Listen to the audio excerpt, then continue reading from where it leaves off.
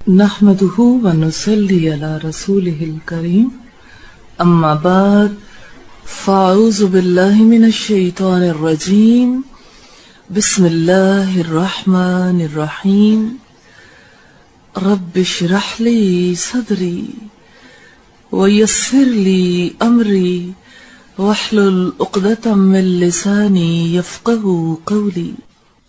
الحمدللہ آج سے ہم ایک نئے کورس کا آغاز کر رہے ہیں جو ہماری زندگی کی سب سے بڑی ضرورت ہے. اس کورس میں سب سے پہلے ہم کچھ بیسک کانسیپٹس پہ بات کریں گے. ان بنیادی تصورات کے بعد انشاءاللہ تعالی اگلے معاملات کو سمجھنا بہت آسان ہو جائے گا.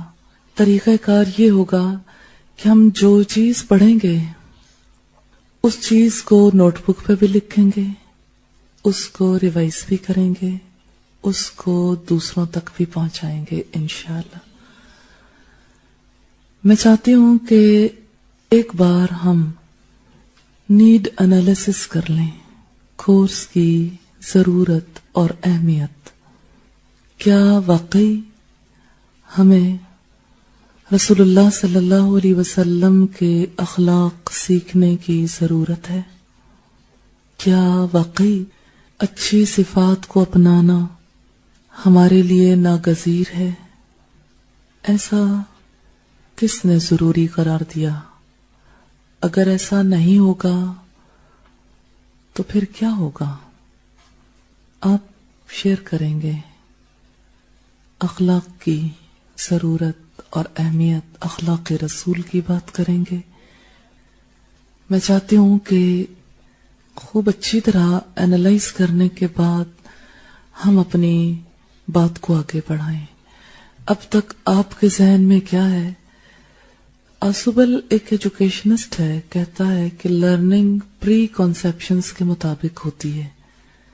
یعنی جو کچھ انسان پہلے سے ذہن میں رکھ کے بیٹھے وہی چیز انسان کے سیکھنے پر اثر انداز ہوتی. تو ہو سکتا ہے کہ میرے ذہن میں کوئی اور بات ہو، آپ کے ذہن میں کوئی اور بات ہو، ہارمنی نہ ہو سکے.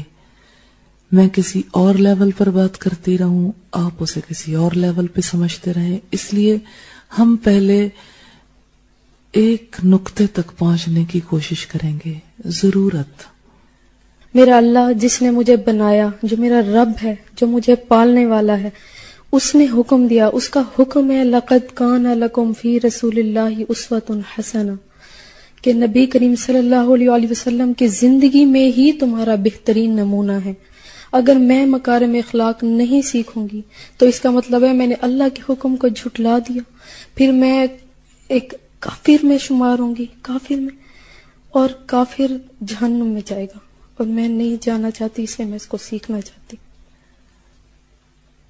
اللہ رب العزت کا ارشاد ہے قُلْ إِن كُنتُمْ تُحِبُّونَ اللَّهَ فَاتَّبِعُونِي يُحْبِبْكُمُ اللَّهُ.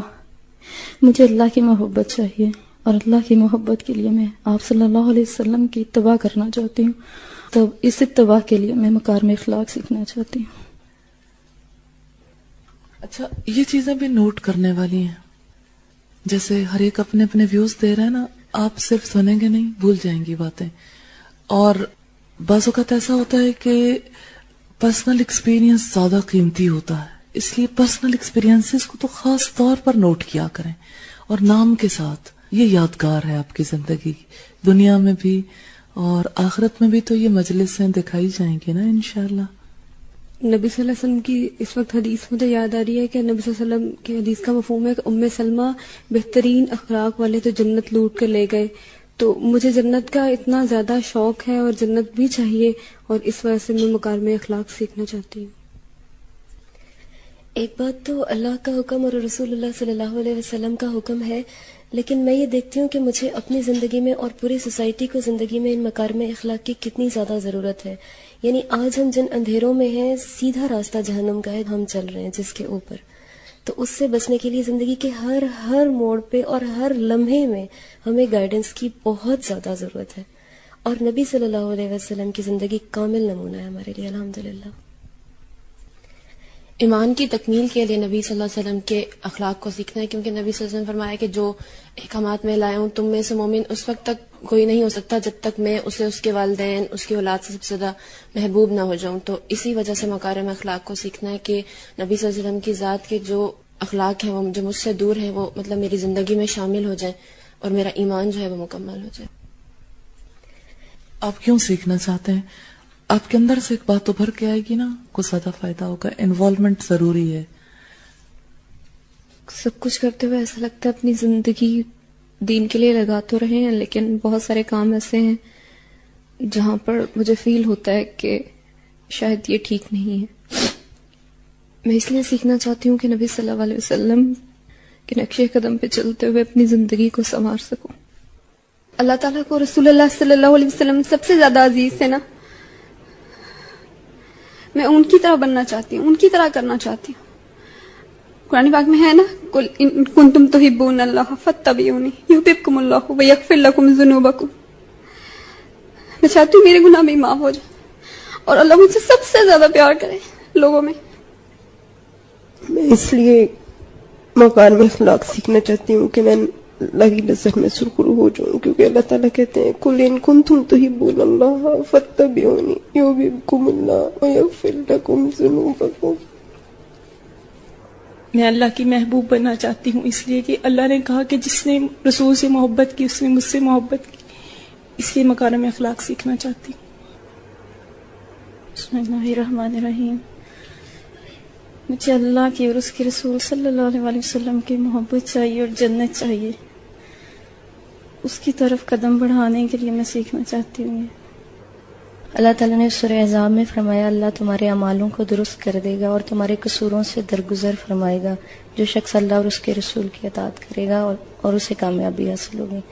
میں دنیا میں اور آخرت میں کامیابی حاصل کرنا چاہتی ہوں، اس لیے رسول اللہ کے مکارم اخلاق سیکھنا چاہتی ہوں. میں اس لیے سیکھنا چاہتی ہوں کہ میں ایسی بن جاؤں کہ سب سے زیادہ اللہ تعالیٰ مجھ سے محبت کریں. اور جیسے اللہ تعالیٰ کہتے ہیں نا نبی وسلم سے کہ ہم آپ کا آسمان پر بار بار اٹھنا دیکھتے ہیں، تو میں جب بھی کوئی بھی کام کروں نا تو میرے دل میں یہ احساس ہو کہ اللہ مجھے دیکھ رہا. اور سب سے زیادہ جس طرح سے اللہ کو نبی وسلم سے محبت ہے نا، اللہ تعالیٰ میرے سے محبت کرے اور میں ہر کام اللہ کی محبت میں ہی کروں. اللہ سے رسول اللہ صلی اللہ علیہ وسلم نے فرمایا کہ عائشہ بہترین اخلاق والے تو جنت لوٹ کر لے گئے، تو لہٰذا میں جنت جانے کے لیے مکارم اخلاق سیکھنا. میں نے ایک حدیث پڑھی تھی جب دورہ سنن ابی داؤد ہو رہا تھا، اس کے ہینڈ آؤٹ کے اوپر لکھی ہوئی تھی کہ اللہ کے رسول صلی اللہ علیہ وسلم نے فرمایا کہ جس نے سنت سے محبت کی گویا اس نے مجھ سے محبت کی. اور اللہ کے رسول نے اتنی بڑی اس کے بعد جو خوشخبری دی ہے کہ وہ لوگ جنت میں میرے ساتھ ہوں گے.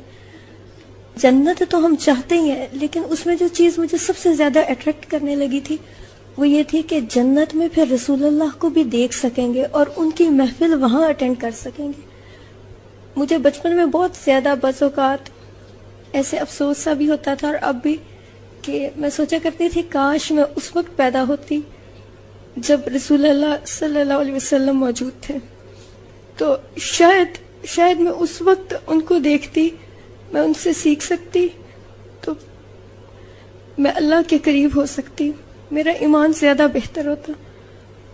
لیکن جب ہم نے حدیث کو پڑھا تب یہ چیز سامنے آئی کہ اگر رسول اللہ کی صحبت اس وقت یوں موجود نہیں ہے لیکن کلام کی صحبت موجود ہے، اور جتنا زیادہ ہم ان کے فٹ سٹیپس کو فالو کر سکیں گے، جتنا زیادہ ہمارے قدم ان کے قدموں کے پیچھے ہوں گے، اتنا زیادہ ہم جنت میں اللہ کے قریب بھی ہو سکیں گے اور اللہ کے رسول صلی اللہ علیہ وسلم کے قریب بھی ہو سکیں گے.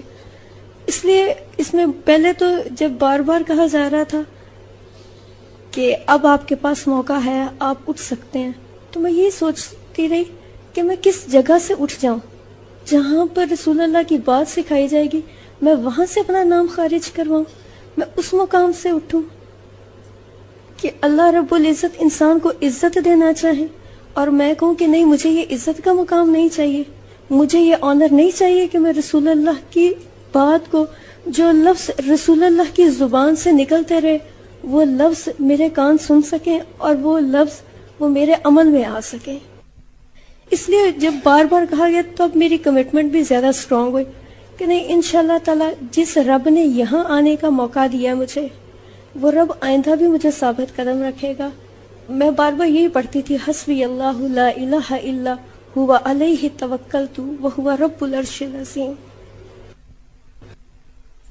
مجھے بہت پہلے اتنا شوق تھا کہ مجھے بھی نبی صلی اللہ علیہ وسلم سے اتنی محبت ہو جائے، لیکن پتہ نہیں تھا. میڈم ہمیشہ کہتی تھی اسی کے ساتھ محبت ہو سکتی ہے جس کے بارے میں ہم جانتے ہوں.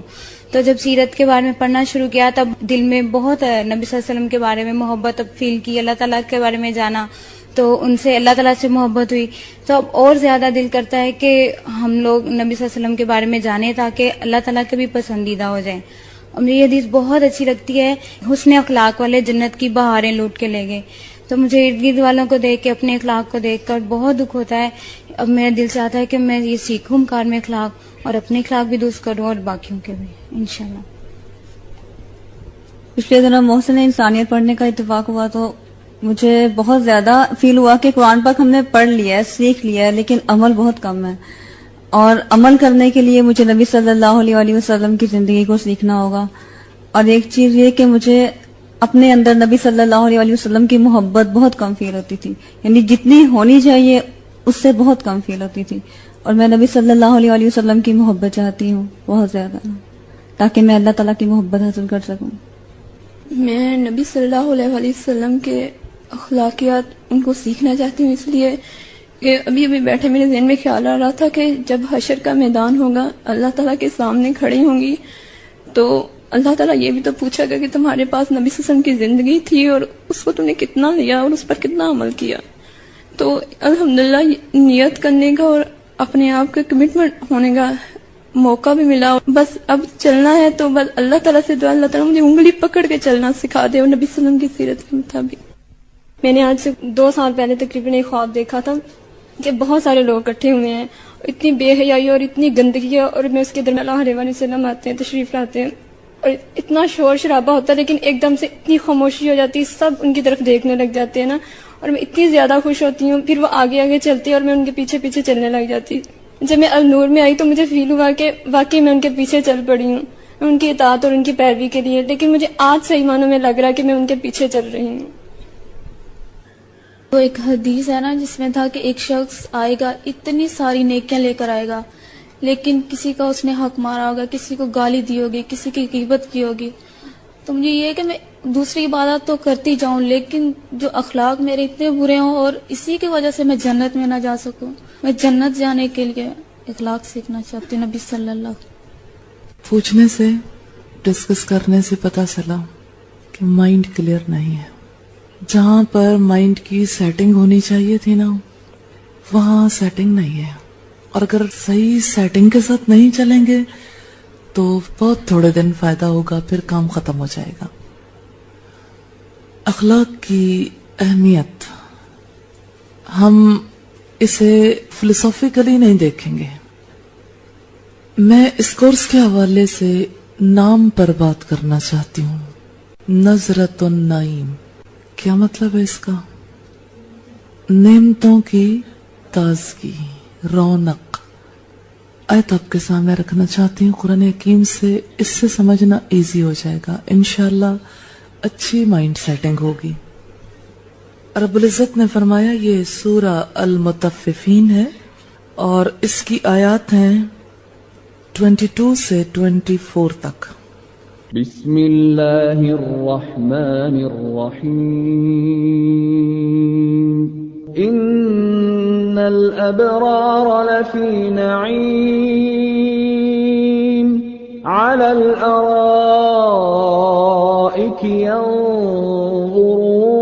ينظرون تعرف في وجوههم نظرة النعیم.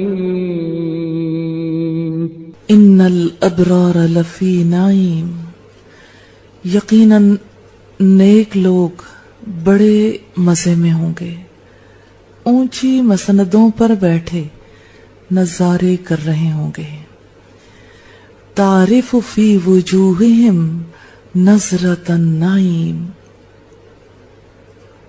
ان کے چہروں پر تم خوشحالی کی رونق محسوس کرو گے. ترجمہ کلیئر نہیں ہے. تعریف روٹ اس کا کیا ہے؟ عین را فا. اس کے میننگز کیا ہوتے ہیں؟ پہچان، معرفت، پہچان کو کہتے ہیں. جنتی لوگوں کی پہچان کس چیز سے ہوگی؟ تعریف آپ پہچانو گے. کوئی بھی ایک جنتی کو پہچاننا چاہے گا تو پہچانے گا کس سے؟ نہ آنکھ سے، نہ ناک سے، نہ لپس سے، نہ چہرے کی شیپ سے، نہ قد بد سے، نہ کمپلیکشن سے، کوئی چیز نہیں. تعریف آپ پہچانو گے. جنت تو ایسی دنیا ہے جہاں پیمانے مختلف ہو جائیں گے. ایسی جگہ ہے جہاں دنیا کے پیمانے نہیں ہوں گے. تعریف فی وجوہہم، آپ پہچانو گے ان کے چہروں میں. چہرہ بنے گا جیسے اب آپ کا چہرہ ہے نا، ایسے ہی آخرت میں ہم سب کا ایک چہرہ ہوگا. وہ چہرہ کیسا ہوگا؟ ہم مٹی سے بنے ہیں نا، مادے سے. ہمارے ذہن میں ایک مادی شکل ہمیشہ رہتی ہے اور یہ شکل اللہ نے دنیا میں بنا کر بھیجی ہے. دیکھیں، خلق اللہ کی ہے اور خلق انسان کا. خلق کی وجہ سے دنیا ملی، خلق کی وجہ سے جنت ملے گی. سورہ مومنون کے حوالے سے ایک بات واضح کرتے ہوئے آگے چلوں گی. انسان کی پیدائش کے حوالے سے وَلَقَدْ خَلَقْنَا الْإِنسَانَ مِنْ سُلَالَةٍ مِّن طِينٍ، ہم نے انسان کو مٹی کے سط سے بنایا. ثُمَّ جَعَلْنَاهُ نُطْفَةً فِي قَرَارٍ مَّكِينٍ، پھر اسے ایک محفوظ جگہ ٹپکی ہوئی بوند میں تبدیل کیا. ثم خلقنا النطفة علقة فخلقنا العلقة مضغة فخلقنا المضغة عظاما فكسونا العظام لحما ثم أنشأناه خلقا آخر فتبارك الله أحسن الخالقين. پھر اس بوند کو لوتھڑے کی شکل دی، پھر لوتھڑے کو بوٹی بنا دیا، پھر بوٹی کی ہڈیاں بنا دیں، پھر ہڈیوں پر گوشت چڑھایا، پھر اسے ایک دوسری ہی مخلوق بنا کر کھڑا کیا. پھر بڑا ہی بابرکت ہے اللہ، سب کاریگروں سے اچھا کاریگر. ثم انکم بعد ذالک لمیتون، پھر اس کے بعد تم کو ضرور مرنا ہے. ثم انکم یوم القیامت تبعثون، پھر قیامت کے روز یقیناً تم اٹھائے جاؤ گے. ہم خلق کی سٹیجز دیکھیں گے، پھر خلق کی سٹیجز دیکھیں گے. خلق رب کی جانب سے اور خلق انسان کی جانب سے. خلق کے لیے جو کچھ کیا رب نے اس دنیا میں رہنے کے لیے، مٹی پہلی سٹیج ہے. آیات کے نمبر نوٹ کر لیجئے گا. یہ سورہ المومنون ہے، آیت نمبر 12 سے 16 تک اس وقت میں نے آپ کے سامنے رکھی ہیں. اچھا، آپ اسے یوں لکھیں گے اوپر سے نیچے فلو چارٹ کی فارم میں یوں. پھر ہم کمپیریٹیولی دیکھیں گے خلق کی بات کو، پھر مائنڈ سیٹنگ ہوگی انشاءاللہ. خلق کے لیے دیکھیے گا مٹی کے ساتھ سے، مٹی، نطفہ، نطفے کے بعد علقہ، علقہ کہتے ہیں جمے ہوئے خون کو. پھر ہے گوشت کی بوٹی. اس بوٹی کی کوئی شکل نہیں تھی. اب ایک ایک چیز یوں اوپر سے نیچے لکھتے جائیں. پھر ہڈیاں، پھر ہڈیوں پر گوشت، پھر یہ شکل ملی، پھر یہ وجود ملا. یہ انسان کی تخلیق ہے. کیسے انسان بنا؟ بنیادی مادہ پتہ لگ گیا نا؟ کیا ہے بنیادی مادہ؟ مٹی. ٹھیک ہے، یہ بات کلیئر رہے گی. اب مجھے سٹیجز بتائیں گے کون کون سی ہیں؟ ہاں جی بولیں. مٹی،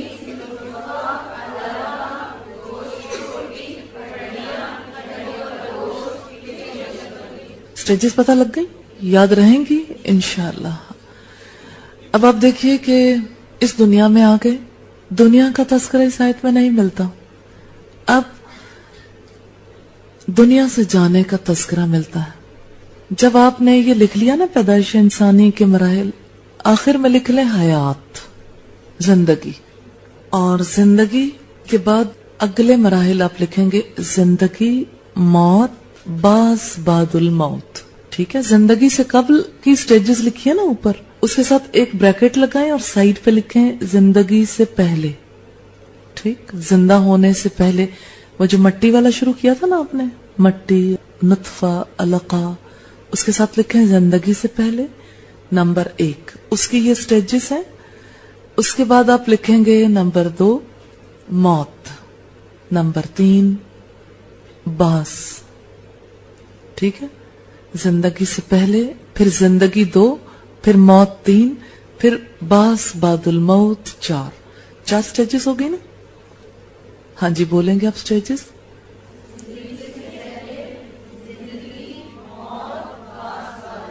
چار سٹیجز ہیں. ٹھیک، ان میں سے کوئی بات ایسی ہو جس پر یقین نہ آتا ہو.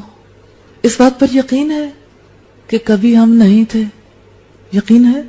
هل تعالی الانسان حین من الدہر لم یکن شیئا مذکورا.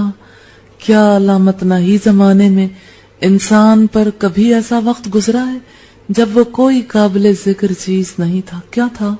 کیا تھا پھر؟ مٹی. مٹی سے بنے نا. پھر اگلی سٹیجز شروع ہوئی. اور اب جو شروع ہو گیا نا سلسلہ، یہ کبھی ختم ہونے والا نہیں ہے. موت سے مٹی کو موت آئے گی، لیکن موت سے روح کو موت نہیں آئے گی. ٹھیک، خلق جو اللہ نے بنائی نا، یعنی یہ جو جسم بنایا، اس کی موت آئے گی. باس جب ہوگا تو اس وقت مٹی کو دوبارہ اٹھایا جائے گا، لیکن روح کو کبھی موت نہیں آنی. پھر روح کے ساتھ کیا معاملہ ہونے والا ہے؟ روح موت کے وقت کہاں جائے گی؟ اللہ کے قبضے میں. پڑھا اسے کہ اللہ تعالیٰ جان کو قبض کر لیں گے. اس کا مطلب یہ کہ قبضے میں ہوگی، اس کی جان بچے گی، اس کی جان کو آزاد کر دیا جائے گا. ہمیشہ کی خوشیاں اسے دے دی جائیں گی جو کامیاب ہو گیا، ورنہ ہمیشہ کے لیے یہ قبض ہو جائے گی. یہ پہلا پوائنٹ ہے ہمارا جو اب تک ہم نے دیکھا. دوسرا پوائنٹ یہ ہے کہ اللہ نے جس روح کو پیدا کیا، جس نے ختم نہیں ہونا، اس کا ایک لباس دنیا کے لیے ہے، خلق، اور ایک لباس آخرت کے لیے ہے. یہ بات یاد رہے گی. خلق اور خلق، ایک لباس دنیا کا اللہ نے دے دیا. ہمیں اس میں کوئی محنت نہیں کرنی پڑی. نہ کسی کی ماں کی محنت ہے، نہ باپ کی محنت ہے، نہ ڈاکٹر کی. کسی انسان کی کوئی محنت نہیں. خلق میں کسی کا کوئی حصہ نہیں ہے. ہے کوئی حصہ؟ نہیں. روح کا پہلا لباس ہے خلق، یہ وجود، مٹی کا لباس. ٹھیک ہے، مٹی کا لباس ختم ہونے والا ہے. روح کا دوسرا لباس ہے جس کے ساتھ ہمیں آخرت میں اٹھایا جائے گا. وہ لباس ہے خلق، پہناوا ہے نا روح کا. جس طرح کا انسان نے اس دنیا میں اپنے آپ کو بنایا ہوگا، ویسا ہی اللہ تعالیٰ اسے اٹھائیں گے، اسی شکل میں. آپ کو یاد ہوگی وہ حدیث، آپ صلی اللہ علیہ وسلم نے فرمایا، تانے دینے والے، پیٹھ پیچھے عیب جوئی کرنے والے قیامت کے دن کتوں کی شکل میں اٹھائے جائیں گے. کتے کا پہناوا. اور امام غزالی کہتے ہیں کہ جو اخلاقی برائیاں ہیں نا، غلطیاں، یہ جانوروں کی طرح ہیں. اور امام غزالی نے اس کو بھی کتے سے تشبیہ دی ہے. احیاء میں امام غزالی لکھتے ہیں کہ جس گھر میں کتے ہوتے ہیں وہاں فرشتے نہیں آتے، نور، روشنی نہیں آتی. اور جس دل کے اندر برائیاں ہوں، جس انسان کے اخلاق خراب ہوں، جو آلودگیوں میں مبتلا ہو، اس دل کے اندر اللہ کا نور نہیں آتا، اللہ کی ہدایت نہیں آتی. اس سے ہمیں کیا پتہ چلتا ہے کہ انسان اس دنیا میں اپنی روح کے لباس کے لیے خود کوشش کرتا ہے. خلق، خلق کہتے ہیں عادت کو. یہ رویے ہیں جس کی وجہ سے ہمیں صورت ملے گی. اب آپ اس آیت کی طرف آئیے، تعرف فی وجوہہم نظرۃ النعیم. اب آپ اچھی طرح سے سمجھ سکیں گے. تعرف، آپ پہچانو گے ان کے چہروں میں. ان کے چہرے کیسے ہوں گے؟ نظرۃ النعیم، نعمتوں کی رونق ہوگی. یہ نعمتیں کیا ہیں؟ کون سی چیز ہوگی جس کی وجہ سے جنتیوں کے چہرے چمکیں گے، جنتیوں کو خوبصورت چہرے ملیں گے؟ کون سی چیز ہوگی؟ یہ خلق ہے. یہ وہ چیز ہے جس کے لیے انسان نے دنیا میں محنت کرنی ہے. آپ جیسا چہرہ چاہتے ہیں ویسا ہی چہرہ مل جائے گا. اس چہرے کے لیے آپ کو ویسی ہی عادات اپنانی پڑیں گی. کل جو کچھ ہمیں ملنے والا ہے وہ ہمارے اخلاق، ہماری عادات، ہمارے رویوں کی وجہ سے. تو جو نظرۃ النعیم ہے نا، نعمتوں کی تازگی، اس کو ہم کہاں سے دیکھیں؟ کیسے پتا چلے کون کون سی نعمتیں ہیں؟ اس کو دیکھنا ہے رسول اللہ صلی اللہ علیہ وسلم کے اخلاق سے. اگر کوئی دیکھنا چاہتا ہے تو فی مکارم اخلاق الرسول الکریم، رسول کریم کے اخلاق میں دیکھ سکتا ہے. جو چیزیں آپ نے اپنائی، جیسی صورت آپ کی بنی، جیسی شخصیت آپ کی بنی، ویسی شخصیت بنانی ہے. دیکھیں، دنیا کی زندگی میں آپ شخصیت کے کانسیپٹ کو سمجھتے ہیں؟ شخصیت کسے کہتے ہیں؟ شخصیت، پرسنالٹی، انسان کی پہچان ہوتی ہے نا. شخص کسے کہتے ہیں؟ فرد کو. جیسے اوصاف کوئی انسان اپنے اندر پیدا کر لے وہی اس کی شخصیت ہے، وہی اس کا تشخص ہے، وہی اس کی آئیڈینٹی ہے. تو جنتیوں کی آئیڈینٹی ہے، پہچان. آپ کے آئی ڈی کارڈ پر آپ کی کوئی پہچان ہے؟ کیا کیا پہچان ہے؟ تل پہچان ہے، ٹھیک ہے. اور دائیں گال پر تل کا نشان، بائیں پاؤں پہ کٹ کا نشان. دنیا میں دیکھا نشانیاں کتنی قسم کی ہیں، ہے نا. اس کا یہ مطلب نہیں ہے کہ صرف آپ کے ساتھ ہے. اس کے علاوہ ہم پہچان ہی نہیں سکتے کسی کو. پہچان کے لیے کوئی نہ کوئی چیز دینی پڑتی، ورنہ یہ تھوڑی لکھیں گے کہ فلاں کا ناک اس طرح کا ہے، پتہ ہی نہ لگے کیسا ناک ہے، کیسے لپس ہیں. یوں نہیں پتہ لگتا. آئیڈینٹی کے لیے کوئی نہ کوئی نشان ہوتا ہے. تو مومن کی آئیڈینٹی اس کے اوصاف ہوں گے، اس کے اخلاق. ان اخلاق کی وجہ سے مومن کو شخصیت ملے گی، جنت میں اس کا چہرہ پہچانا جائے گا. تو ہم نے مکارم اخلاق کیوں سیکھنے ہیں؟ ہمیں ایک پہچان چاہیے، ہماری روح کو لباس چاہیے، ہمیں اپنا ایک چہرہ چاہیے، اس چہرے کی رونقیں چاہیے، اس چہرے کی تازگی چاہیے. تو یہ نعمتوں کی تازگی ہے، یہ اخلاق ہیں. ان کے بغیر چہرہ نہیں بنے گا. آپ کبھی ماں کے پیٹ کے اندر علقہ سے بننے والی جو بے شکل کی بوٹی ہے اس کو دیکھیں، کوئی شکل نہیں. شکل اخلاق سے بننی ہے، شخصیت اخلاق سے بننی ہے. یہ اخلاق کون سے ہیں جن سے ہماری شخصیت بنے گی؟ انشاءاللہ تعالی ہم اس پر بات کریں گے، لیکن بعد میں. وجود سے پہلے جیسے ہم نے دیکھا نا کہ انسان کو مٹی سے بنایا گیا، ایسا ہے نا، ہم ابھی پڑھ کے بیٹھے ہیں. ایسے ہی انسان کا جو خلق ہے نا، اس کے لیے بھی کچھ بیسک میٹیریل ہے، مواد ہے جس سے اخلاق بنتا ہے. اس کے بغیر اخلاق وجود میں نہیں آ سکتا. امام غزالی کہتے ہیں اخلاق کا بیج ایمان ہے. یہ بیج نہیں بو گے تو خلق نہیں بنے گا. کبھی آپ نے دنیا میں دیکھا کوئی پھل بغیر بیج کے پیدا ہو گیا ہو، یا کوئی سبزی یا اجناس میں سے کوئی جنس بغیر بیج کے پیدا ہوئی ہو؟ کوئی چیز بغیر بیج کے پیدا ہوتی ہے؟ نہیں. خلق کے لیے بھی ایک سیڈ چاہیے. یہ سیڈ کس چیز کا ہے؟ ایمان، یقین. کچھ حقائق کو سمجھنا پڑے گا، کچھ چیزیں ذہن میں بٹھانی پڑیں گی، جس کے بعد اخلاق کا معاملہ درست ہو سکتا ہے. یہ کون سے حقائق ہیں جو ہم اپنے ذہن میں بٹھائیں گے؟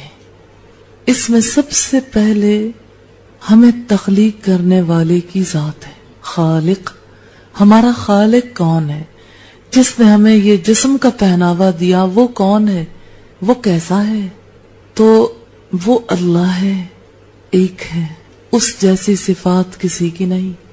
اس نے مجھے بھی پیدا کیا، ساری مخلوقات کو پیدا کیا، اس نے زمین اور آسمان کو پیدا کیا. وہ کیسا ہے؟ وہ نور ہے. اللہ نور السماوات والارض. اللہ زمین اور آسمان کا نور ہے، زمین اور آسمان کی روشنی ہے. تو ہمارا پھر تعلق کس سے ہے؟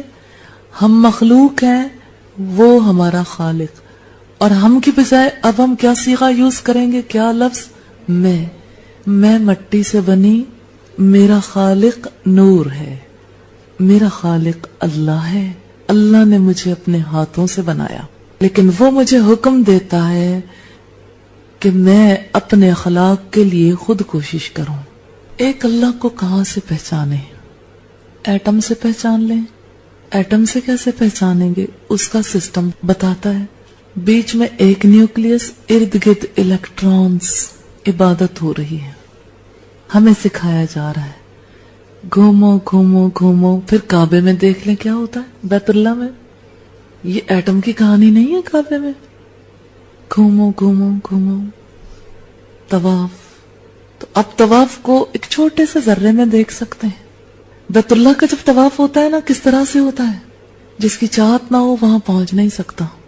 چاہت کے بغیر اللہ قبول ہی نہیں کرتا نا. چاہت کے ساتھ وہاں پہنچتے ہیں اور دل اس گھر والے کے ساتھ اٹک جاتا ہے. اپنی ساری خامیاں، خرابیاں، اپنی غلطیاں، اپنے گناہ یاد آتے ہیں اور دل کے اندر ایک شگاف، ایک سوراخ سا ہو جاتا ہے. وہاں سے اتنا پانی نکلتا ہے، اتنا پانی جو آنکھوں سے بہتا چلا جاتا ہے. ایسے ہی آپ دیکھیں کہ دل کے اندر سے جب غلطیوں کا احساس ابھرتا ہے نا، تو آنکھیں آنسو بہاتی ہیں، رونگٹے کھڑے ہو جاتے ہیں، خوف آتا ہے. یہ دل کی روشنی ہے. دل روشن ہو گیا نا، اسے پتا لگ گیا ایک ایک چیز نظر آنے لگ گئی، خرابیاں، خامیاں، سب. یہ ایک ٹوٹا ہوا دل ہے جس سے رب کا تعلق پھوٹ رہا ہے. ایٹم میں دیکھیں آپ، ایٹم کو جب توڑا گیا تو کیا نکلا؟ Light, energy. انرجی کیا ہے؟ لائٹ. اقبال کہتا ہے لہو خورشید کا ٹپکے اگر ذرے کا دل چیرے. سورج کے اندر بھی یہی کام جاری و ساری ہے. سورج میں کیا ہو رہا ہے؟ ایٹم ٹوٹ رہے ہیں، اٹامک انرجی.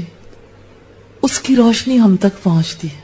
ساری دنیا کی ایک ایک چیز پکار پکار کر کہہ رہی ہے ہمیں جس نے پیدا کیا، اس نے مقصد کے ساتھ پیدا کیا، اس نے ہمیں ہمارے جینے کے لیے ایک قانون، اصول، ضابطہ دیا.